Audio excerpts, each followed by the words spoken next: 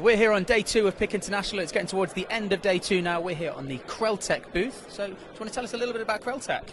Yes, I'll start. My name is Al Cheswick. I'm the president of Krell Technologies.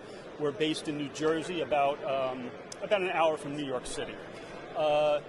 We've been in business for over 30 years, so in a way that makes us one of the more established companies at the show. Many of them are startups or newer companies, so we've been in the photonics and optics business for quite a time and have a lot of experience, and our products kind of show that we have experience in the business. Originally, when we started, the telecom and datacom market were our primary target industry for sales. But over time, that became more commodity type products, and we wanted to kind of tackle the more interesting applications. So we went from basic patch cords, cable assemblies, to new industries, new markets, primarily like the medical market, which there are optics and so many different types of medical devices that have to be processed with equipment such as ours.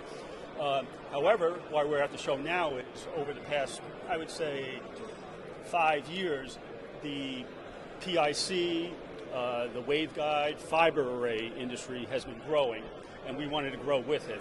So we've been developing equipment like our Nova polishing machine that are designed to have the flexibility that is needed at this time in the development of PIC products, because no one knows exactly what the end specifications need to be, and they need to be able to process their components in different ways to achieve the optimal results.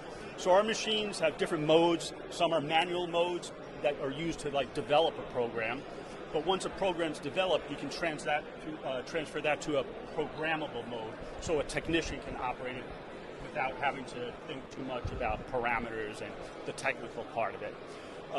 And our customer base now, as I mentioned, are the newer companies that are manufacturing PICs, but there's also universities that are also designing the next generation PICs and waveguides. So again, they need all flexibility, but at one point they're going to determine the products have to be manufactured a certain way. So we've developed our products to be scalable. So basically, you can go from R&D mode and go to larger volume manufacturing. And pretty much that's where we're putting our efforts for the next few years to scale up to high volume, because based on what we're hearing at this show, that's what's going to be happening in the next few years. So like I said, our equipment is designed with the performance specifications, flexibility, accuracy that are needed for these type of components, and that's where we want to go. Perfect. Well, thank you so much for taking the time to speak to me today, and hope you've had a great show.